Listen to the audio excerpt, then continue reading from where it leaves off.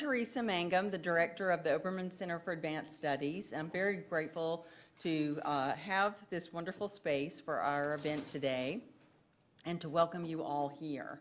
There'll be people coming and going during the day. Feel free to get up, get coffee whenever you want. Don't be shy about that. So first, as always, I'd like to start with thank yous. And the initiative Humanities for the Public Good that we're embarking on gradually is a Mellon, Andrew W. Mellon funded grant, and we're very grateful to the Mellon Foundation. And today's event is a collaboration of the Graduate College, the College of Liberal Arts and Sciences, the Iowa City Public Library. And I want to say a special thanks to the amazing, amazing Obermann team who make every event so special. And I think 2 of the 3 are in the room. Erin Hackathorn, back there in the back, hiding out. Jennifer New, who I've seen here, also back there. Oh, she went out. I'll have to tell her this. And Jenna Hamrick, who's back holding the fort at the center. So we really, really thank you. A few logistics. Everyone and anyone is welcome to join us during the day, but we do have a lunch that we asked people to pre-register for. The Obermann Center is capable of many things, but not loaves and fishes. So we had to plan that in advance. So those of you who have already signed up for lunch, we've organized all of us into groups that will include our guests, students, staff, and faculty at every table. So at noon, Jennifer New is going to lead us in a collaborative exercise to get us smoothly to our tables. This will be our first experiment together in collaborative work. Some of the tables will be here, some over next door at Merge, and then we'll reconvene after. And a few other logistics. There's a restroom outside to the right, and there's also a nice restroom that's right next door at Merge where you can feel free to go. And I want to say especially, of course, thank you to our guest. I've invited this group because of the fascinating work that they're doing in many ways on their home campuses to accomplish a couple of things at minimum. One is to ask how can we create more student-centered humanities graduate PhD programs?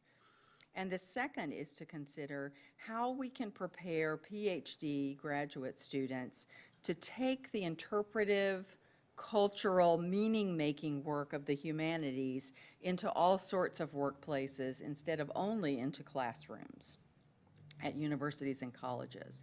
I've asked the first panelist in particular to help us look at the big picture at the national level, in some cases by using their own campuses as a microcosm of what's possible, since the global quickly becomes very local whenever we're dealing with curriculum. I've also asked all of our guests to talk about specific projects that they have underway with a few questions in mind. They are, what in your work is convincing you and your students that graduate programs can be inspiring pathways to varied careers?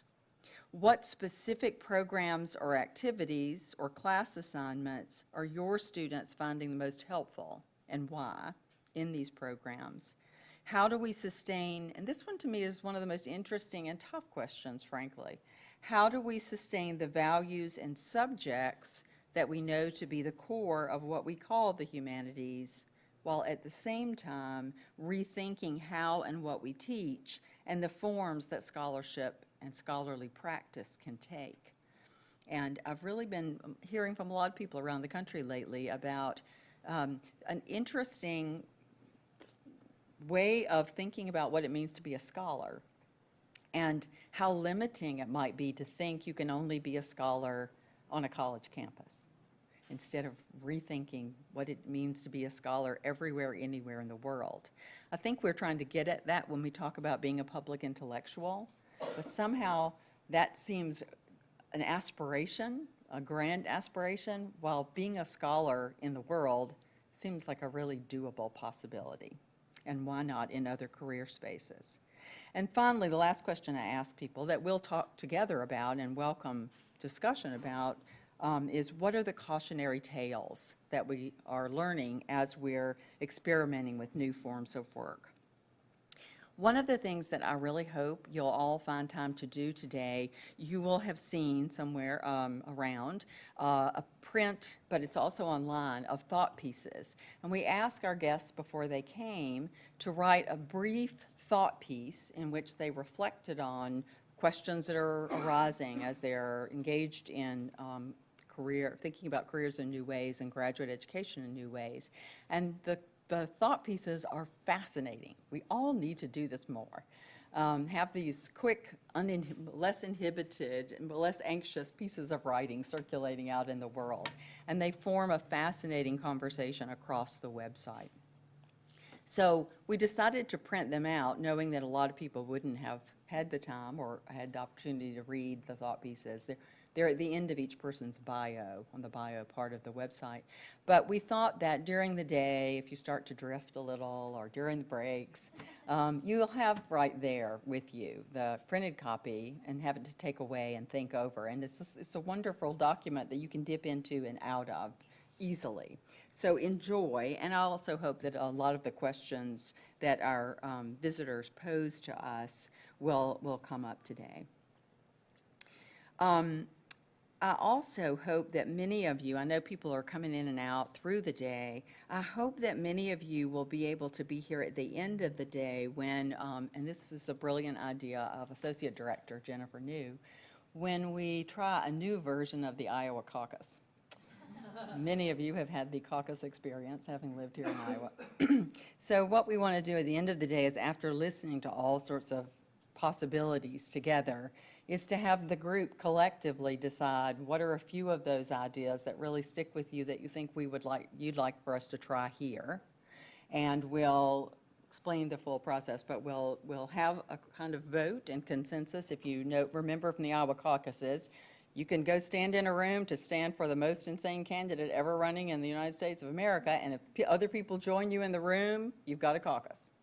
So, so we'll have people have the opportunity to stake their flag and see who would like to come and discuss that idea with them. And if nobody shows up, you can just move to another group. And then we'll stop in time to have people report out what are some of the ideas that people came up with. And you know, one of the really interesting things to me about making change is some changes cost a lot of money, some changes cost a lot of time, but some changes actually only take a little bit of both or either. And so I always like to start discussions like the one we'll have during our caucus period without thinking about dollar signs or limitations, because we never get anywhere interesting if we start with what we're already doing or what we think we could do. So that'll be the fun brainstorming time, and we'll see what we can do to move forward some of those ideas. Because we want to use as much time as possible to hear from the speakers, I'm going to give very abbreviated introductions with apologies to these incredibly accomplished people. But if you look online, the bio, we have more full and rich bios that give you a sense of the incredible accomplishments of all the folks here today. And I just want to say one other thing before we start, and that is, as we have a conversation at the end of each of our sessions, it would be lovely if you would just say your name and sort of where you are from the world, if you're a visitor, if you're here at Iowa, so we can start to get to know each other across the group. And the program order is not my order. So I'm flipping the last person to the beginning, and that is my mistake. So Maureen McCarthy will be our first speaker, and Maureen is the Director of Best Practices and Advancement at the Council of Graduate Schools of all of the United States, I assume. She serves as the co-PI of a Understanding PhD Career Pathways for Program Improvement, a cross-institutional interdisciplinary effort that features 65 university partners. And she's led the Council of Graduate Schools on broadening professional development for the humanities PhD in particular. And if you follow the hashtag NextGenPhD, you'll be able to see some of the work that she is doing. She also published a really helpful guide to promising practices based on the first rounds of the Next Gen grants given out by the National Endowment for the Humanities. There's a link to that in her bio on the website, and it's very, very helpful and interesting. Thank you for being here, Maureen.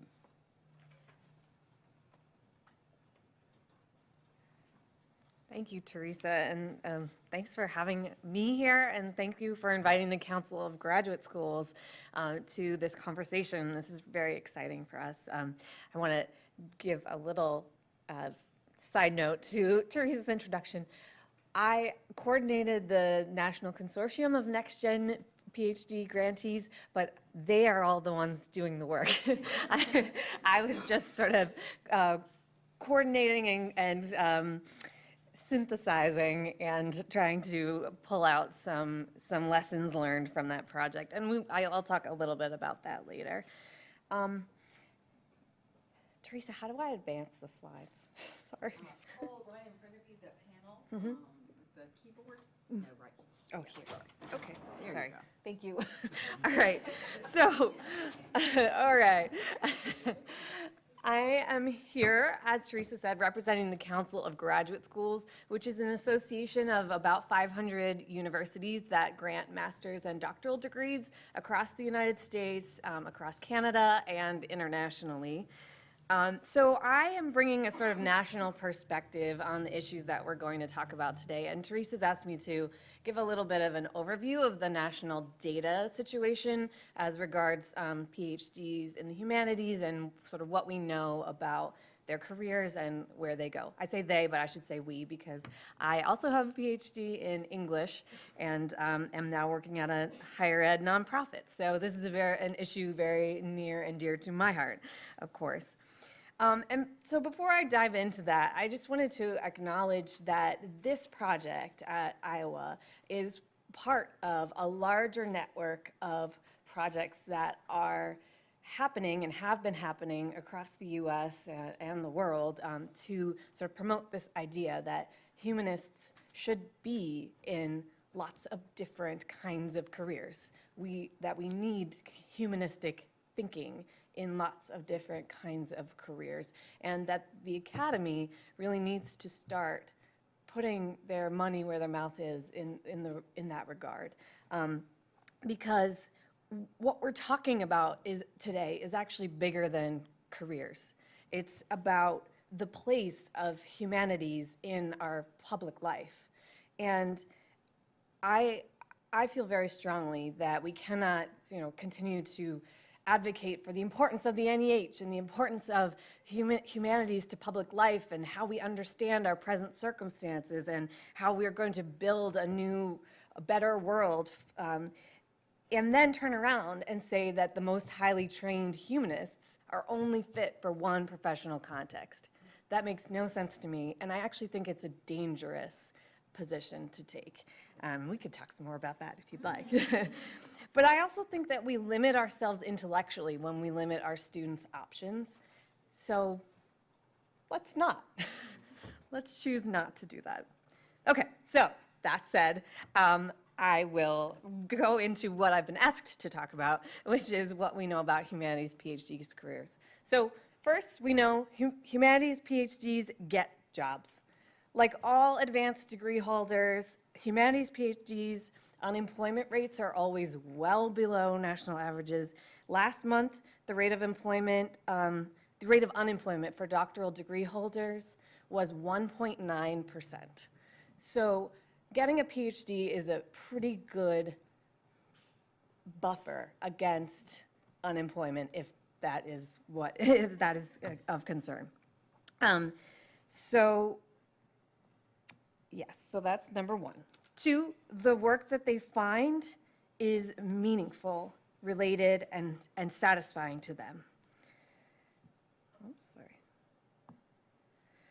So according to the National Survey of College Graduates, 92% of humanities PhDs working in 2015 held jobs that were closely or somewhat related to their PhDs. And 85% of humanities PhDs were satisfied or very satisfied with the work that they were doing. And that was true across those in related and unrelated fields. But none of the national numbers matter if we don't know the outcomes in our local contexts and we're not using that information to change the way that we structure graduate education. A lot of the voices you'll hear from today are very invested in developing a student-centered model of graduate education, and that is the kind of direction that the Council of Graduate Schools would like to see graduate education moving forward, and I think it's really important to get some of those models. So that doesn't mean we don't have any work to do. So humanities PhDs get jobs, but there is a little asterisk there because they don't always get them right away. This is information from the Survey of Earned Doctorates, and you can see that compared to other fields, humanities PhDs have a smaller percentage with a permanent commitment upon graduation. And you can see that in 2014 that there's a pretty significant dip, well, for everyone, but especially humanities PhDs were hovering just above the 50% mark of people who have a commitment. So almost half of PhDs in the humanities didn't know where their first job would be when they graduated, which is incredibly anxiety-inducing, and just, I would like to see that bar go way up. The work they find is related and satisfying. Another asterisk there, which is that their satisfaction tends to increase over time. So that 3-year out cohort, especially the 3-year out cohort working outside of academia, are significantly less satisfied than those further out. So what we've sort of been thinking is that those numbers reflect, again, this anxiety and the sort of shame and uncertainty that students feel as a result of having to or wanting to seek employment in public life. And again, I would really like to see that change. This is a similar statistic. We asked students or alumni, would you do this again? Would you do a PhD again? Would you do it in your field again? Would you go to your same institution? Again, high numbers across the board, except for that 3-year cohort. That the 3-year out, they're still unsure that it was worth it.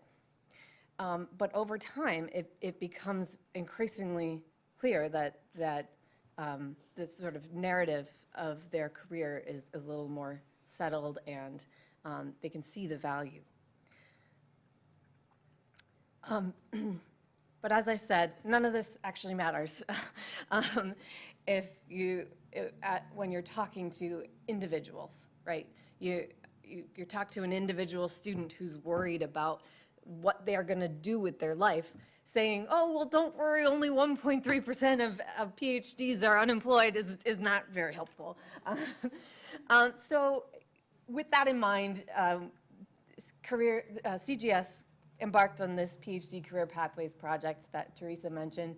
And actually, we were up to 69 participating institutions. This is a little bit of an old, outdated map, but there's a few more dots that should be out there. But it's a national effort. It's across fields. And so we are compiling national data. The charts that I just showed you were from a couple of our issue briefs that we have put out, which I encourage you to take a look at. One is on humanities PhDs, and one is on teaching careers in different types of colleges and universities, and how prepared alumni feel for careers in different kinds of teaching contexts. And I don't think anyone in this room will be surprised to know that we found that alumni who are teaching in community colleges and small regional institutions feel far less prepared than their colleagues who are teaching at R1 universities. But so what's really important about the CGS work is that how it works is that the institutions themselves are collecting the data using our surveys, and they're able then to compare what they have with our national data. So this is an example from Notre Dame. They took our first issue brief on humanities careers and mapped their own institutional data onto what we collected. Now, the good news for Iowa is that the grad college and the coordinators for the departments already collect this information. So you have a lot of this already, and you're doing it already. But I would just encourage you to continue to collect that and to feed it back into programs to think about how you're preparing students and what your students really want. Let's skip over that. How many historians do we have in the audience here? Yeah, just a few. So the American Historical Association has this amazing tool called Where Historians Work, where you can also find program level data. This is the national picture of where historians are working. So you can see under 50% are in 4-year, 10-year track positions. And it's just a really interesting, it's a Tableau tool, and you can really play with it. Check it out. So I also wanted to give a shout out to the next gen work. This isn't data per se exactly in terms of like numbers, but it is important information that the first round of the next gen grantees really did a lot of amazing and important work in trying to transform graduate education, doctoral education in the humanities to really value all kinds of diverse career paths. And so this promising practices document pulls out some of the strategies that they used, some of the challenges that they ran into, and some recommendations for possibilities of small changes you can make that don't cost a lot of money, don't take a lot of time, up through some larger, more committed changes. So one that I wanted to call out is it costs no money and no time at all. Maybe a little time of forethought before you speak. But there's a little a chart I came up with. I brought a couple of hard copies with me too, so if you want to take one, please do. About how to use inclusive language when we're talking about these issues. And I think, as humanists, we know that the language we use is incredibly important. It's how we are constructing our world. And so hopefully, I would like to see us, as we go through our discussions today, to use some of this inclusive language. So instead of saying the profession, we could talk about professional careers or humanities careers. Or academia as one possibility among many possibilities.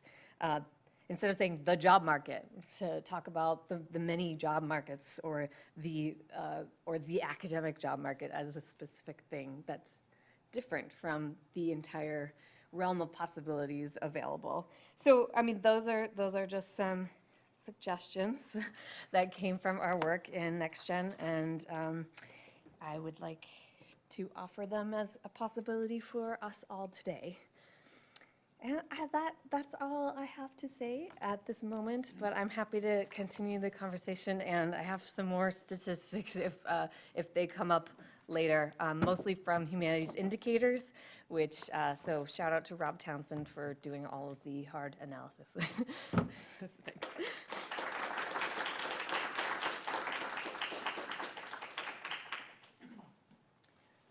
Our next speaker, I was going to see, Aiden, where's Aiden? Would you mind helping flipping this over while I'm introducing to the next, or Ed, do you just want to come do it? Yeah, sorry about that. Can't read and flip at the same time. Our next speaker, Edward Belson, is a professor of history and public policy and the vice president for interdisciplinary studies at Duke University. He conceptualized and serves as PI on Duke's NEH Next Generation Implementation Grant called Versatile Humanist at Duke, and we'll hear more about that from his colleague, Maria Wisdom, later today. And he's also co-PI on Duke's current Mellon grant, Humanities Unbounded, that's fundamentally department-anchored humanities labs in which graduate students play key leadership roles. which is a very exciting program. And most recently, he's co-chaired Duke's Reimagining Doctoral Education Committee. And this is now online, I think, and available through your Versatile PhD site. And it's a 70-page, worth every page read report on graduate education at Duke that has implications for us all.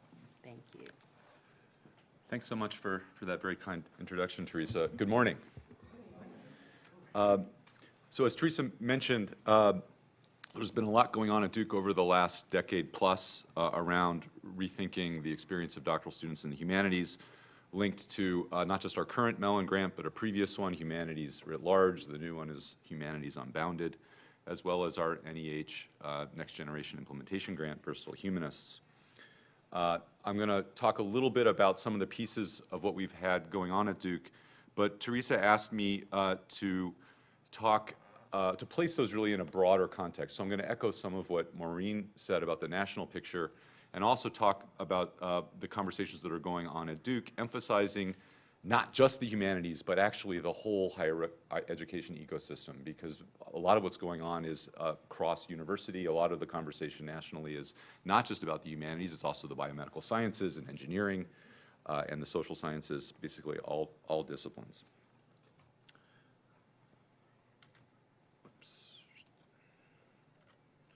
So let me start with the conversation we've been having at Duke. Several years ago, I guess at this point, if you look back 4 years and then think about a couple of years from there, Duke went through a strategic planning process across the entire university. And one of the themes that came out of a massive array of stakeholder engagement was that we had never really stepped back and looked at doctoral education as a core question about where we're going at the university. And there were many concerns raised, particularly by doctoral students themselves in that process. So that led our provost to charge a university-wide committee to really do a deep dive into doctoral education. And it was a pretty extensive process. We finished it really 2 weeks ago, where we had the final conversation of the final report at the Graduate Education Committee of the Board of Trustees. And so after 20 months, I now think we have reached the end of the beginning. So this process involved data collection through focus groups and surveys of current doctoral students, current faculty, alums who have received the doctorate from Duke. We looked at the national landscape in a whole host of ways. And what emerged out of this was a set of findings that actually, maybe not unsurprisingly, largely track what has emerged in pretty much the last 25 years of engagement around the question of where doctoral education should be.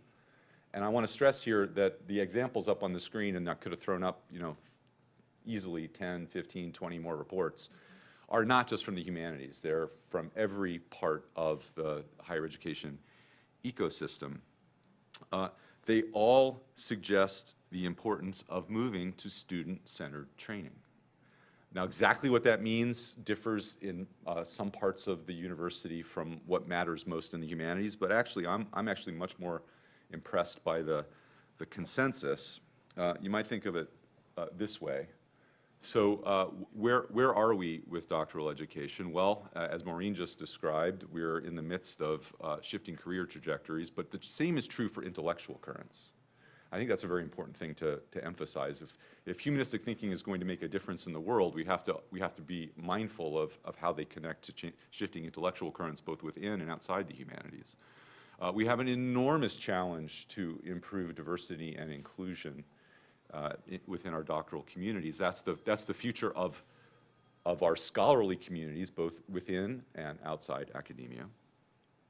And the three other threads that I'll just stress here are, again, across all disciplines, just how important it is to pay attention to communication skills, to the ability to work in teams, and to develop really basic kinds of skills around leadership. So what does this mean for doctoral training?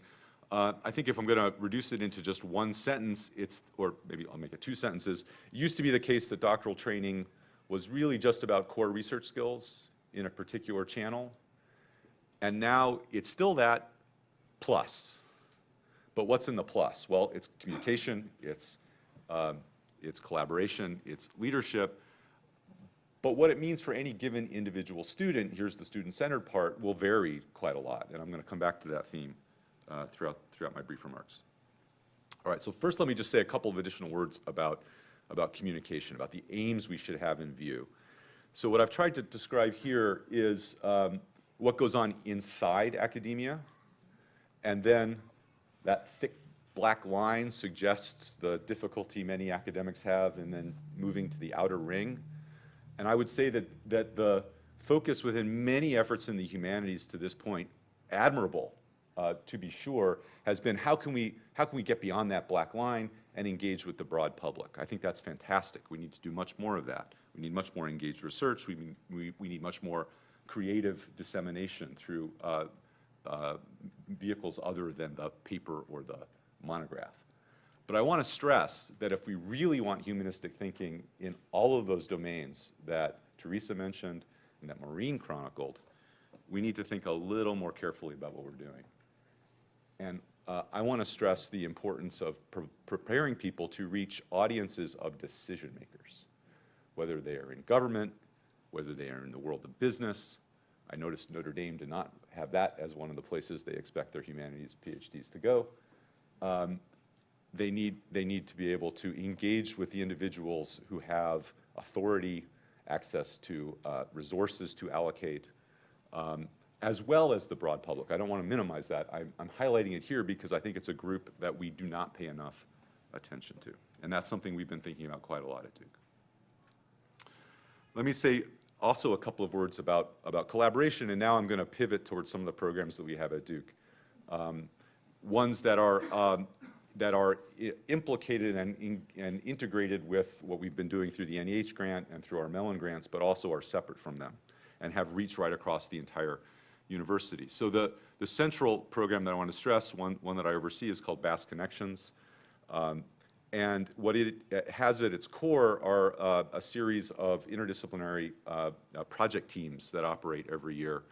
They are integrated with faculty, doctoral students, often master's professional students, and undergraduates. They tackle some problem that has broader significance for a full year. The focus here is on team building, team-based research, and analysis and dissemination of results. The premise is that if you bring people together with diverse skills, different ways of looking at the world, you'll get more creative outcomes. And we see that team after team after team. Just to give you a sense of both the flavor here and also the scale, I've stressed here teams that have a strong humanistic dimension, though I could have included many others that don't have a humanities focus or engagement that much at all. But you'll notice that some actually are more narrowly just within the sweet spot of interdisciplinary humanities, and others involve engagement with domains outside of it. And I think that's a crucial question that we have to be thinking about. Not just how can we have a vibrant interdisciplinary humanities experience for doctoral students, but where can we connect them to people who are coming from computer science or law or nursing. As you can see here, just a quick word about the scale. So we're now reaching close to 1,000 people a year with the year-long teams. I think we'll probably be over that next year. We're going to be up to 66 teams next year. We also have, as part of this program, some intensive summer experiences. The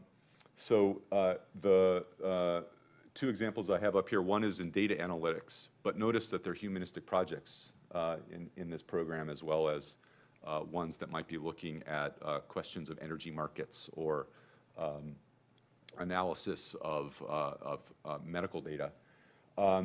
And so the idea here is you put 3 undergraduates together with a doctoral mentor for an extended period in the summer, and they work intensively on a problem that has some type of sponsor or client. And they engage in data analytics around that. Remembering the Middle Passage will be a project this summer that's going to link together a couple of databases to try and identify where the skeletons on the bottom of the Atlantic Ocean are, as part of a goal of making that part of the seabed a World Heritage Site. Story Plus, same idea, that's anchored in our Franklin Humanities Institute. Here you bring together same small group of undergraduates with a doctoral mentor to work on a really important problem of some kind or project, again with a sponsor, but using interpretive methods and narrative outputs.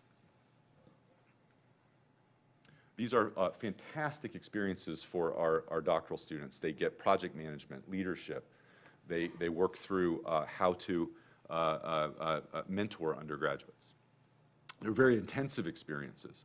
At the other end of the equation, we're also trying to think about a whole array of ways to build skills, from the initial workshop to something like a short course. So we started last summer a doctoral academy for our students, and we'll be running it again this May. So these will be week-long short courses. You can see the array of them here that we'll be offering, and you can see as well in red the ones that are targeted at humanities students, as well as some others that we expect many humanities students will take, along with people from many other parts of the university. I'm sure that some humanities students will venture into one or more of the other classes as well.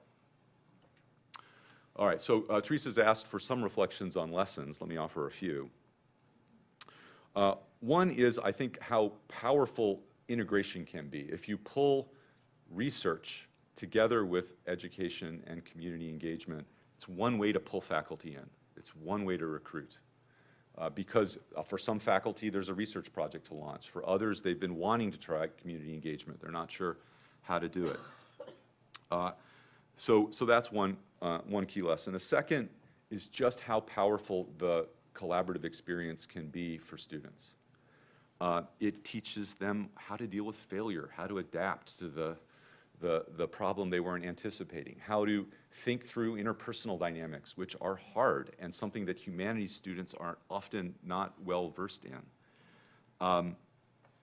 It provides a way for people to think through time management, to have the confidence building that goes along with actually completing something which isn't perfect but is pretty darn good. So this is, I think, something that is really important for all of the different team-based experiences that we've seen. We also increasingly are embedding another dimension into this whole kind of experience that Teresa mentioned in her comments, which is structured reflection. Giving people the invitation to step back and think, well, what did you learn out of this experience? What has it taught you about you? How does it have implications for what you might want to research, for where you might want to end up in your professional life? Third lesson, when people have these types of positive experiences, they become Pied Pipers. They spread the message. And honestly, I cannot, as a vice provost, recruit anywhere near as effectively as a faculty member or a graduate student in terms of I work at it very hard, but I know when a faculty member talks to another faculty member, they listen in a different way. When a doctoral student talks to another doctoral student, they listen in a different way. Peers really matter. And the fourth lesson I'll stress is we've increasingly realized we need to have a broad portfolio of programs that have a varying level of intensity, and that also some targeted within the disciplines, some across disciplines within the humanities, others that are broader even than that. And so here's just some indication of how we're trying to conceptualize this at Duke, and I've circled in red the experiences that have a particular importance for our humanities students. Could have done I would have chosen actually a little bit different examples if I was trying to highlight social sciences or natural or applied sciences. But note here, we're trying to engage students where they need to be engaged at the time they need to be engaged. So from the hour workshop right through to the joint degree program. This is what I think we have to do if we're going to have that student-centered approach. But note as well another challenge here, and this will be another key lesson. How do you navigate this if you're a student? It can be overwhelming, right? And so the fifth point, and I want to underscore this one, you'll hear about it a little bit later from Maria Wisdom, is how crucial it is that we move to team-based advising and mentoring. No individual is going to be able to help people really figure this out, especially in light of evolving intellectual interests and career aspirations. So we need a team-based approach. Many universities are figuring this out at the undergraduate level increasingly, as indicated on the slide here as well. We need to do it at the doctoral level if we're gonna make progress in this more complex environment. Core research training plus, how to figure out which of the pluses make sense for you. You have to have a lot of conversations with a lot of different people. And just to reinforce this point, this is just one attempt to give a sense of the spectrum of the kinds of issues that come up as people are trying to make sense of their path. I think, you know, we might add some pieces onto this. We might quibble about where the Venn diagram should rest.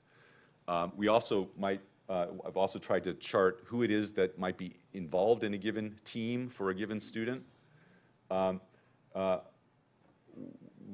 think this is more aspirational in some cases than reality. In an awful lot of instances, we have many students relying on too few people to chart their own path, to become the pilots of their own ship. We can do better, but I think we need to conceptualize relatively clearly if we're going to make progress. Okay, let me just close by returning to all these different reports that have emerged in the last 25 years. So we have a lot of consensus on where to go, and until fairly recently, limited progress. I think it's starting to accelerate. We talked about that last night at dinner. I suspect we're going to hear lots of evidence of the process of acceleration today, and that's going to be very exciting. I do think we are not going to get to fully student-centered doctoral training unless we really reconfigure some core incentives within the academy. So what does that mean? It means rethinking the bases of tenure and promotion. It means rethinking how we hire faculty members. What are we looking for? It means rethinking admissions and how we're trying to build cohorts. So we had a community of students who will bring complementary perspectives and skills to bear on their studies and the community that they will inhabit together. It means more accountability for faculty, so that if you do an excellent job as an advisor or a mentor, it's recognized. Even if you're a ghost advisor and you're doing somebody else's job for them because you're not getting credit, but you're the one doing all the actual mentoring and advising. It means there have to be some consequences for people who do a bad job at it. And it means that department chairs, DGSs, and deans have to pay attention and have to have tough conversations when they need to be had, as well as providing public recognition when it's merited. So all of this is not going to be the work of a day or a week or a month or a year, but I am increasingly optimistic that more people are beginning to join together to share ideas and to build a collective effort and that's what's required to change institutional culture, not just individually, but across a slew of institutions and to begin to move the national landscape. So I'm just looking forward to hear what everyone else has to say today. Thanks so much.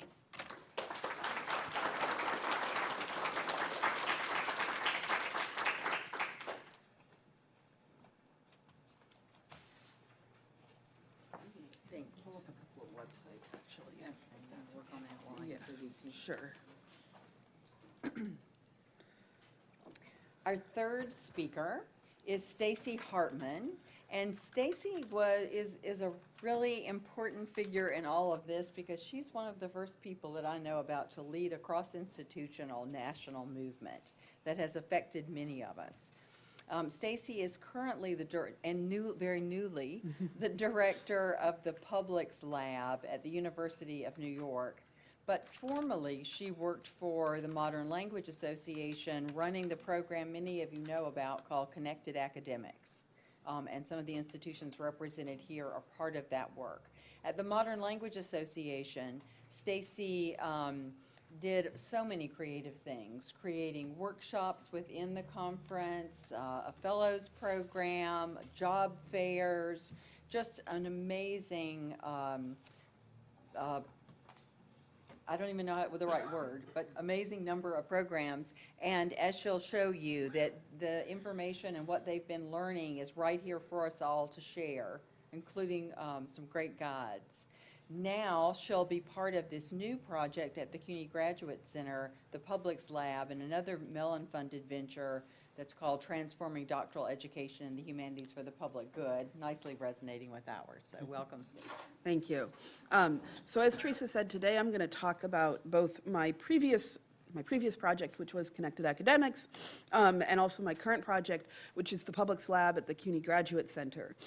So having worked on both these projects means that I have sort of a national sort of bird's eye view of what is happening and what is maybe not happening at the national level, as well as what it is like to try and put some of these ideas into practice at the local level in a very, all institutional contexts are idiosyncratic. The CUNY Graduate Center is very idiosyncratic. That's what I'm going to cover today. So Connected Academics, which started in 2015 and is still ongoing with the Modern Language Association, was and is specific to language and literature fields. And it really aims to change the conversation about careers at the national level through working with both faculty and students. And in the 4 years since I joined the MLA, I've seen significant changes in how faculty think about these issues. And one example that I was struck by was at the last MLA convention in Chicago in 2019, Annie Maxfield from UCLA, she was then from UCLA, now she's at UT Austin, but she and two faculty members from the UCLA English department together ran a pre-convention workshop for faculty members on supporting graduate students in career exploration. This was attended by 30 people who came a day early to the convention for this. And I could not have envisioned that 4 years earlier. So this conversation is clearly picking up momentum, is clearly changing. I think one of the things that I am most proud of in my work at Connected Academics is the Doctoral Student Career Planning Guide. So this is available online on the Connected Academics website. If you have not looked at it, I feel like I did not bring hard copies, unfortunately, but it's about 30 pages broken down into 5 modules. The modules are also individually downloadable, and there's a one-pager as well. So for people who are thinking about how to start this conversation at their institution, one of the recommendations we make is asking your faculty to read at least the one-pager, if not the entire document, and then have a discussion about it at a faculty meeting, right? Lots of practical advice, ideas both small and large on how to build on infrastructure that is already in place. The idea was to give people things that were really doable. So in addition to changes in faculty, I've also seen students become more and more vocal as well. There's amazing student initiatives happening all across the country. And I think faculty members often underestimate how the ability of their students to be change agents. This is a point that Chris Goldie, who wrote one of the reports that Ed mentioned, and who has been a wonderful mentor for me, this is a point that she always makes, that students are change agents. And they're a critical part of all of these projects. That having been said, graduate students are, by their very nature, transient, right? They come and go. And so it's really important to have faculty behind these initiatives as well, because that's the only way it's going to stick. If it's only graduate students driving change, they're going to move on and the initiative is going to go away. So one of the most informative and satisfying aspects of Connected Academics for me was, let me see if I can, the pro seminar. This was our third and final pro seminar cohort. So we called it the New York City Pro Seminar on Careers, and then it had a couple offshoots, a convention-based boot camp model, and then also a departmentally based course that I taught at the University of Michigan with David Porter. And the students who took part in these programs got an intensive career exploration experience that included skills-based workshops, site visits to organizations that might employ PhDs, and a cohort model that built and sustained a robust community that is ongoing. We still have pro-seminar reunions in New York on a roughly monthly basis. So students who went through the pro seminar found the sense of community and the sense of confidence that they got the most empowering. That was the feedback that we got from them. And these were students who, by and large, had already made the choice to be open to careers outside academia, although a number of people have ended up in academic jobs, either at 4-year or 2-year institutions. So they didn't need to be persuaded. They didn't need to be convinced. But they did need to feel less alone, and they needed to feel like they could get a job. So of the things that we did with them, the one that I have become evangelical about, and which I don't hear enough about from other institutions, is site visits. So I'm often asked, like, how do I start an internship program? And the first thing I say is, why don't you start a site visit program first? And this is when you take people off campus, you leave campus, and you go with them to other places in the community, such as the building that we are standing in today. And I think it is wonderful that we're having this conversation at the public library, by the way. And they meet people who are working there, and they see what other work environments are like. And I just think that that is so useful to students, to see the intellectual work that goes on in other spaces, and to understand that knowledge production is not that universities are not the sole site of knowledge production. And I think it's important for faculty to see that as well, as, you know, and to understand what other types of humanistic work are happening out in the world. Internships are great, but they are tough to get off the ground without a pre-existing relationship. So the reason that I often recommend site visits is sort of a precursor, not a replacement, but a precursor to a more robust internship relationship, is that you can sort of build the trust in those relationships in a way that requires less investment from students, less investment from your partnership organization initially. And then you can talk about, well, okay, what if we took this to the next level? What if we actually created an internship project, an internship relationship out of this? So, you know, I think that site visits are a great way to lay some groundwork for an internship model. And I saw graduate students who went through Connected Academics become deeply involved with these issues at their own institutions, organizing speaker series and colloquia. You know, students really are the change agents. And I think they're often not given enough credit for this. I still hear people talk about protecting graduate students. I don't actually think that does them many favors. And I want to share some success stories. I've seen, you know, students from Connected Academics go on to get great jobs. So I did some alumni tracking last summer, and while many of the students aren't yet finished, I want to offer up a few examples of alumni success. Program coordinator, school programs and student Stowe prize specialist, Harriet Beecher Stowehouse. Assistant professor of English, LaGuardia Community College. Assistant professor of English, Borough of Manhattan Community College. Community Engagement and Marketing Associate, Strategy Arts, which is a boutique consulting firm focused on the new economy and sustainable business models in Philadelphia. Director of Scholarly Innovation, the Library Company of Philadelphia. Career Counselor, Undergraduate Career Development Team, Columbia University. Senior Registration and Financial Analyst, Office of the Registrar, Columbia University. Cyber Intelligence Analyst, Manhattan District Attorney's Office, Russian Specialist. Staff Writer for Culture, The New Republic. Library Outreach and Communications Administrator, Temple University. Campus Academic Coordinator, SAE Institute, Paris. Director of Philanthropic and Strategic Partnerships, HuffPost. Development Officer, Council of Independent Colleges. This is through the ACLS Public Fellowship. So, but in addition to noting these successes, I want to also note that there are pro-seminar fellows who continue to struggle. We have people who are working part-time, some who are freelancing. Some of this is by choice, and some of this is because they're still looking for full-time work, and a few who are adjuncting while waiting for another crack at the academic market. And doing the alumni tracking work that I did last summer demonstrated to me exactly why that work is important. I was hearing spontaneously from the students who felt successful. I was not hearing from the people who were struggling. Many of them were grateful that I reached out and asked how it was going, and I ended up meeting several of them for drinks and coffee for an informal check-in. Not doing alumni tracking means that a department can selectively remember their graduate students and conveniently forget those who seem to never get in touch. Everyone must be fine, since the people who check in with their former faculty all seem to be doing well. Out of sight, out of mind. But that is not the case, and it's not the people who check in that we should worry about. It's the people who don't. So, you know, despite this, sorry, I didn't mean to end on such a negative note, but despite this, I'm seeing gradual trends towards making graduate education more student-centered.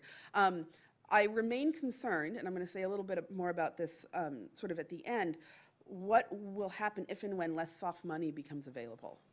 Because I think that one of the things that we are struggling with is embedding these projects within the fabric of the university.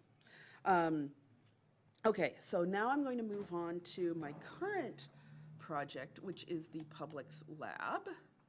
Here, we'll sort of move down here. So in my current position at the CUNY Graduate Center, I serve as director of the Publics Lab, which is part of, the best way to do this is, I guess I'll just go up. You can see my slider that I worked really hard to get to look this good on this page. Okay, so I serve as director of the Publics Lab as part of a Mellon-funded initiative called Transforming Doctoral Education in the Humanities for the Public Good. There's a lot of public scholarship that happens at the Graduate Center already, so my plan is for the center's events to focus on the methods and practice of public scholarship, with the idea that you can train people to be public scholars in graduate school, and that training will make them more versatile candidates for a host of positions later on. So I work with the Career Center, but I am not the Career Center.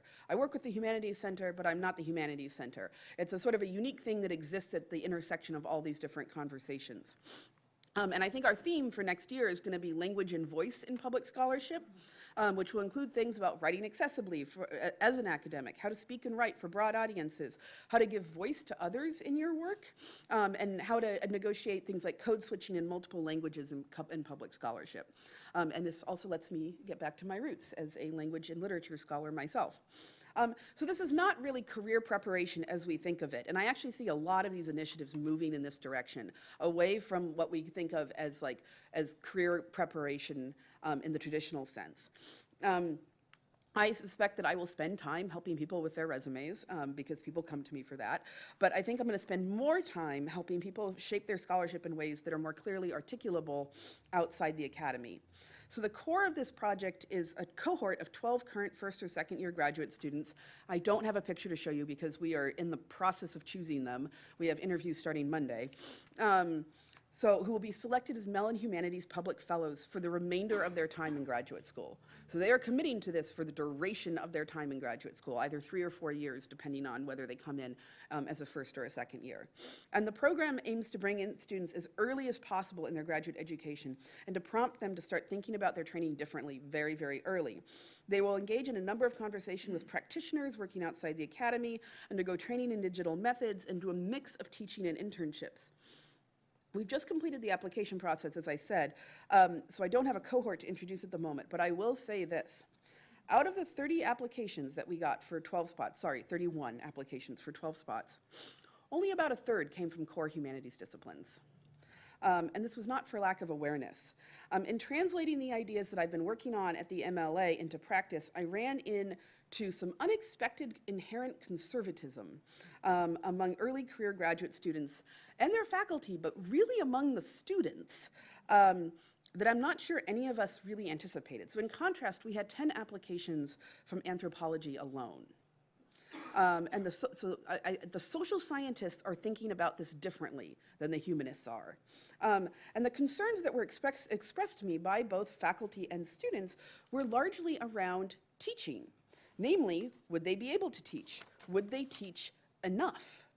I was surprised by this because, frankly, teaching enough does not tend to be the problem that most graduate center students have. They teach an inordinate amount.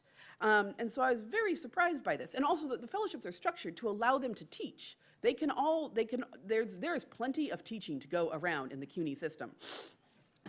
But teaching was seen as so integrated into the fabric of most humanities doctoral programs and doctoral education in general, and so closely related to why many humanities students decided to go to grad school in the first place, that the idea of postponing teaching for a year was really unnerving for many of them.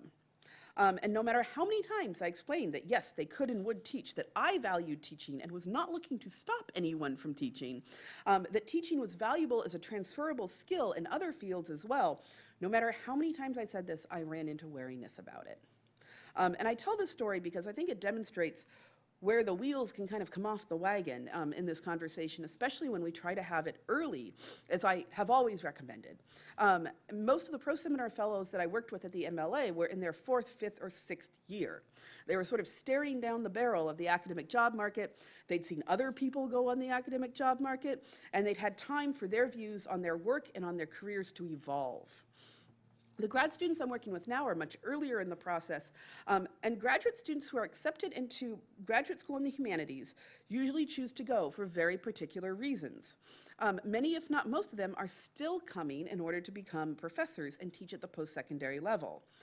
Not all of them, not by any means, and I think we're seeing some shifts in this as well, but it's gradual. The word is, if it is tough to spread the word within graduate school, it's even tougher to spread it outside of graduate school.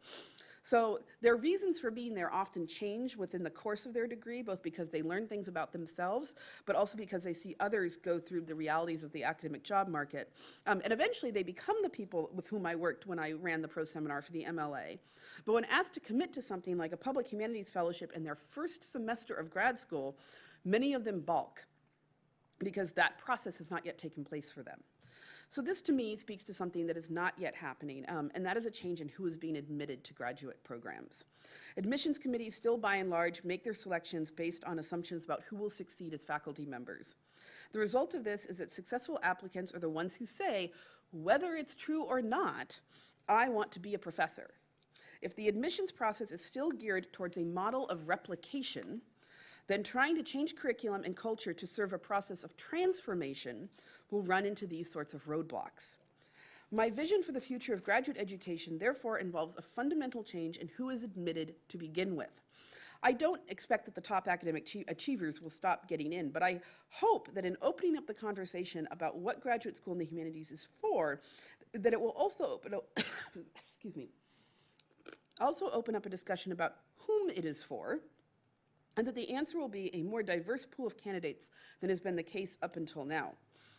But these changes will have ripple effects that we need to be prepared for. And Ed mentioned some of these having to do with tenure and promotion and the incentive structure, right? The fellowship that I'm running now is in many ways what we have said we want graduate education to be. It is heavily student-centered. It is customizable, with students able to decide for themselves what kinds of professional experiences will be most valuable to them. And it includes oodles of extra advising and mentorship.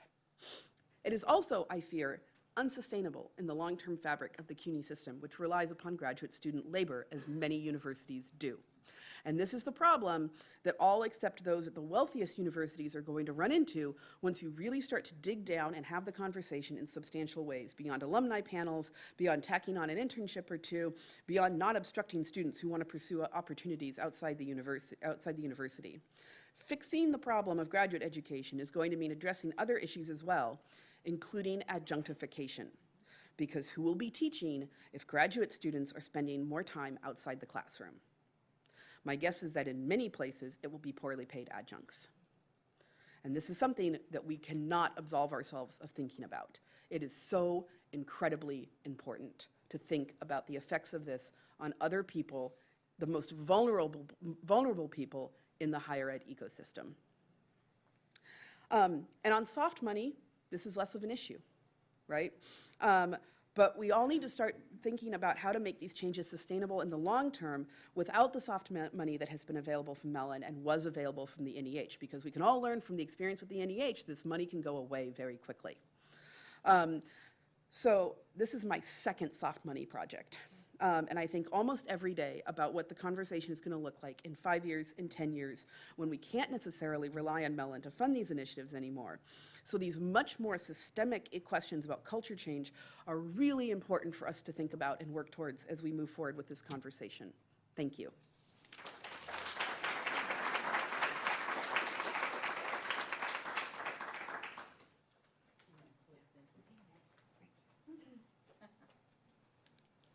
And our last speaker on this panel is Jenna Lay, who is from the English department at Lehigh University. I heard Jenna give a talk at MLA and said, "You must come to Iowa immediately." Jenna is the English department, Lehigh English Department's first job placement officer, or was a few years ago, and she led a university task force on graduate education in 2016 that led to her being the project director for Lehigh's NEH Next Generation PhD project planning grant. With a colleague from the University of Connecticut Stores, Jenna developed and led a pre-seminar workshop for directors of graduate study at the ADE Summer Seminar in 2017, and a pre-seminar workshop on graduate curricula and careers at the 2018 version, reminding us, as we've been hearing, that faculty development, staff development is a really big part of this process. She also writes for the Chronicle, so you can catch her online at any time. Thank you. So I'm so excited to be here. I'm excited about Iowa's Humanities for the Public Good Mellon Grant, the partnerships it will enable, and the possibilities it will explore. I'm really delighted to contribute to this conversation by focusing on the local level. So I'll be focusing on the work that students and faculty have been doing at Lehigh University. And I want to extend my thanks to Teresa for organizing today's event and inviting me to participate, and Erin Hackathorn and Aidan Bettine for their excellent management of logistics. So in my remarks today, I'll focus on 3 areas that are particularly important for students, faculty, and administrators who seek to strengthen doctoral education in the humanities. First, I'll address the evaluative work necessary to initiate institutional change, with specific focus on developing sustainable, student-centered graduate programs. Second, I'll talk through some of the processes that might help to guide difficult conversations and cultivate cultural transformation, highlighting the strategies my colleagues and I pursued in order to implement changes both to our graduate program and as you've heard in some of the other remarks, I think this is the most important piece, to our own and our students' perceptions of the many possibilities available to humanities PhDs. Finally, I'll highlight examples of the specific co-curricular and curricular developments at Lehigh that have been particularly important to our students, and conclude by sharing some of those students' stories, which illuminate both why this work is necessary and how meaningful its results can be. So to begin, it's important to carefully assess the current state of your program. What are its strengths, its weaknesses? What makes it distinctive, and how might that identity enable growth? When I started tracking career outcomes in the fall of 2013, things looked very bleak for Lehigh's English department. This is our 5-year tracking of PhD alumni conducted in my first semester as our department's inaugural job placement officer. The number of students who had found full-time academic teaching positions, both tenure track and non-tenure track, was the same as the number who were adjuncting, about 39.5% of our recent graduates. This situation had crept up on the department. Many of my colleagues remembered a period not that long before when our graduates routinely found tenure track positions at regional institutions where Lehigh PhDs had been finding jobs for decades. Prior to this point, we hadn't had any system of career tracking in place, so the only information available recorded just the students who received tenure track jobs. So to build on what Stacey said, right, people only kind of thought about or knew about the good outcomes. And I later actually calculated our numbers from 2000 to 2009 and discovered that, in fact, yes, we were doing really well for that time period. 59% of our students found tenure track jobs. So that makes even clearer the drop, right? So from 2000 to 2009, 59% of students found tenure track jobs. From 2009 to 2013, it was only 18%. So we had a strong history of graduates finding tenure track positions at regional teaching intensive schools, both 2-year and 4-year, and a significant weakness in our ability to continue down that quite overgrown path.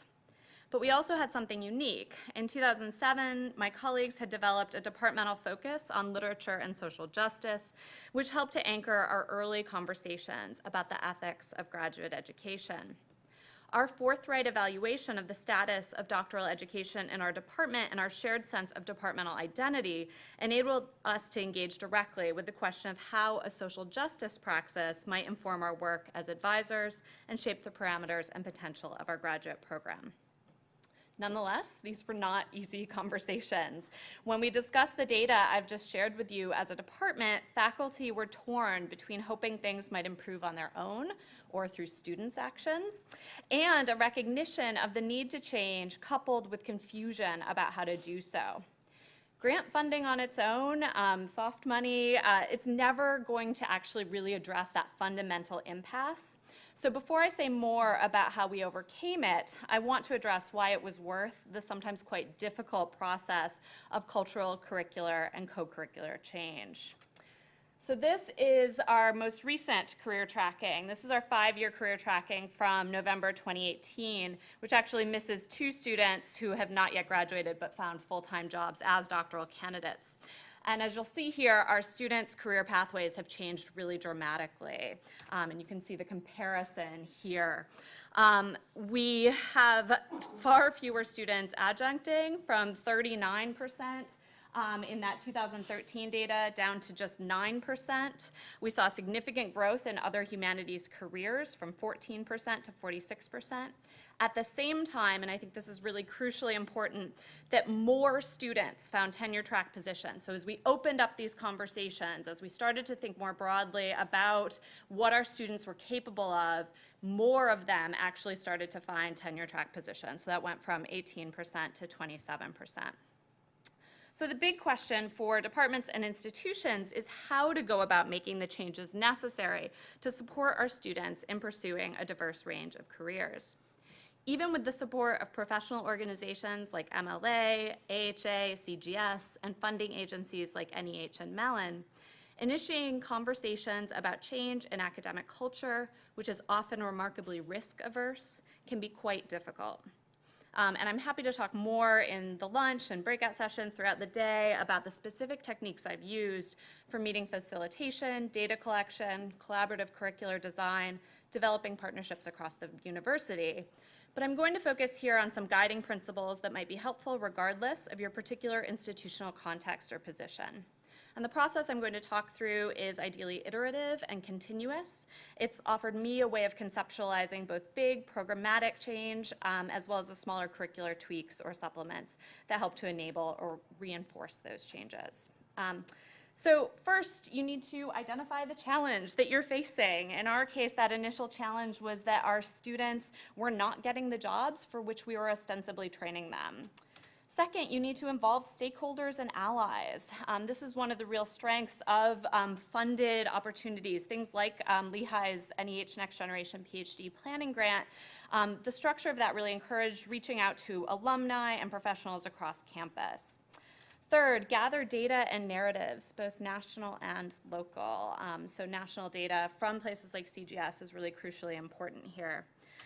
Fourth, recognize fears and anxieties and offer opportunities for faculty and students to express trepidation about potential pitfalls and unintended consequences before any meetings about implementing specific changes. I think that those kind of focus group meetings, those conversations, before you're actually trying to do something specific are really crucially important. Fifth, articulate shared values. What do we hold in common when it comes to graduate education? In your case, what does an Iowa PhD enable for your students? And how can you build on those shared values? And finally, identify a positive aspirational outcome. In this case, where our initial challenge was that our students were not getting the jobs for which we were training them, the aspirational outcome was that students would find meaningful, fulfilling careers, which decouples training for a single type of career from the experience of meaningful work, thereby breaking the stranglehold of the tenure track as the only valid option.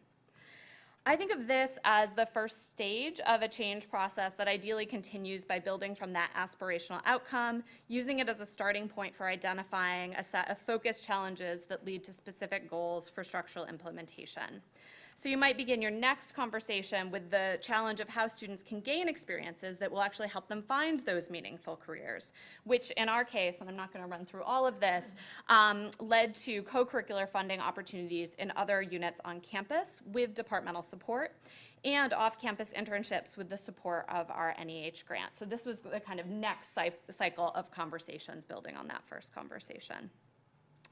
So in my remaining time, I'll highlight some of the specific changes we made between 2013 and 2018, along with some of the student stories that demonstrate how meaningful a broader perspective on graduate education can be. Much of what we did was cultural. We changed how we understand, discuss, and recognize the professional and personal opportunities available to graduate students, and we reinforced that cultural transformation through specific shifts in co-curricular programming and departmental activities. So some of those changes that helped to kind of reinforce culture change, one thing was job placement officer, and there's new, more inclusive language for this position. This is the name it had in 2013. You can think about this as a career advising position. We hadn't had one. It was really crucial that we actually had someone who's focused on these things. So we developed robust departmental support for flexible career preparation. We initiated career tracking, alumni career tracking, and alumni engagement by inviting them to speak with our students in person or by video. We also developed reading groups on professional issues, on the vast range of opportunities available to humanities graduate students, workshops on career and professional development. This is really crucial to me, the recognition and celebration of our students' diverse capacities and aspirations, so actually seeing what our students are most excited about and then celebrating them for that. And student-centered mentoring and opportunities, so trying to meet each individual student where that student is. So most of these changes really just required time and departmental commitment rather than a large financial investment, and they occurred really early in our process. Since then, we've made carefully targeted changes to our curriculum and the way our program's funding is structured to enable enhanced professional development opportunities for students, including a new introduction to graduate studies designed to introduce students to a range of possibilities. And I use here the Imagine PhD tool, the Connected Academics resources, so that students in the first semester of their graduate program are getting introduced to these larger conversations to try to mitigate some of exactly the challenge that Stacey was pointing to.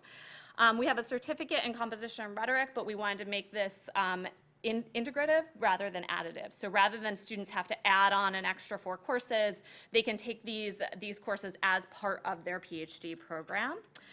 We now have an annual review process to kind of help our students continually think through where they are and where they want to go. We have revised dissertation guidelines that really grew out of what our students wanted to be doing that our earlier dissertation guidelines did not enable. I already mentioned co-curricular funding opportunities. These have been just transformative for our students, so the opportunity to work in other offices on campus. Smaller PhD cohorts so that we can actually do all of this work for individual students has been really important to us. And we've been able to create visiting assistant professorships in the department, partly through the kind of funding mechanisms associated with the co-curricular funding opportunities that enable students who are struggling to find that first position, as Maureen suggested, to have a kind of bridge position. So that's been really important. And we have a new public humanities course as well that will be initiating next spring of 2020. So I'm happy, again, to talk about more specifics throughout the day. Because we had laid the groundwork for a more capacious understanding of graduate education in the humanities through those early alumni panels and career workshops, our graduate students were well prepared to pursue opportunities that enabled them to build their professional capacities and broaden their research areas in subsequent years. So for example, in 2016-2017, with the support of the NEH grant, we piloted summer funding for 9 Lehigh graduate students from English and history, 4 held summer dissertation fellowships, and 5 held summer internship fellowships. Grant funds also supported 4 additional students with honorariums for their participation on either the core committee or subcommittees of the grant, and 1 student as a graduate assistant for grant activities. All told, over 90% of the grant budget directly supported our graduate students. So it was a relatively small amount of money. The NEH planning grant was $50,000 total, but we were able to put that primarily into our students' hands, which I was really proud of. So I want to conclude now with a few narratives from our alumni and our current students, in part because I realized fairly early in Lehigh's process that data alone would never convince my colleagues that change was necessary. I could show them all the charts tracking national hiring in English and the rise in contingent labor, but what really struck a chord were the specific narratives of our students that reminded them of the people they know and care about, whose lives had been affected by the decline in academic jobs revealed by that national picture. We are English PhDs in my department, after all. The stories students shared 5 years ago were stories of heartache and disappointment, of feeling like failures. Today, the stories I will share with you help to answer the question of whether change is worth it, and they demonstrate how essential students are to the change process, as their aspirations help to shape the culture, policies, and outcomes of our program. So I'll begin with Emily Shreve, who is working on a dissertation that adhered to all of our traditional expectations for topic, field, and form when she began to realize her passion for academic service. Working with Emily, we piloted our first graduate assistantship with the Office of First Year Experience. She took her experience as a teacher of first-year writing and a scholar of literature to her work in that office, where she led the summer reading program and developed materials and programs that helped to bridge academic and student affairs. We supported Emily when she realized that her aspirations had changed, and her original dissertation project did not match her evolving personal and professional goals. Her new project on literature, critical university studies, and the first-year experience aligned with a job search focused on hybrid positions that would enable her to support students as they navigate the academic community both within and beyond the classroom. And this is from her job. She's now the Associate Director of Academic Transitions at the University of Nevada, Las Vegas. For other students, NEH funding was particularly meaningful. It enabled them to develop funded summer projects that expanded their professional capacities and broadened their research horizons. Evan Ribesome, one of our summer dissertation fellowship recipients, was completing a dissertation on alternatives to violence in U.S. war literature from 1861 to 2012. Evan is a veteran, and grant support helped him to incorporate public humanities work into his dissertation. He hosted a reading group that brought together veterans and civilians in the Lehigh Valley to discuss military heroism in literature, film, and popular culture.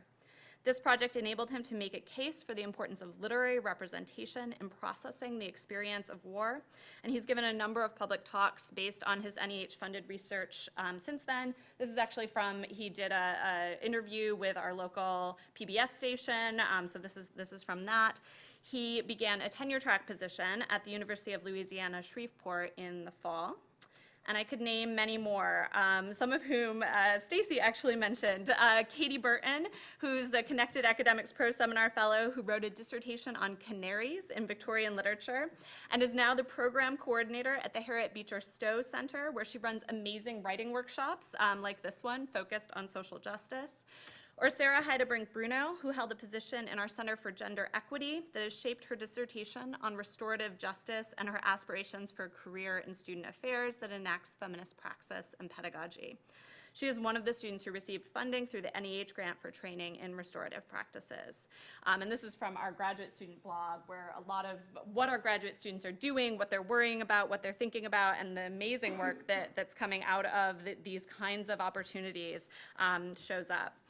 So these student stories are what keep me committed to the project of expanding our imaginative possibilities for doctoral education in the humanities. And I hope you will find them inspiring for your own work, and I have many more that I'm happy to talk about. Often the most powerful thing that we hold in common when we're thinking about our values is our desire to see students flourish both within and beyond our classrooms. And when programmatic change is focused on that shared aspiration, there's much we can accomplish. Thank you.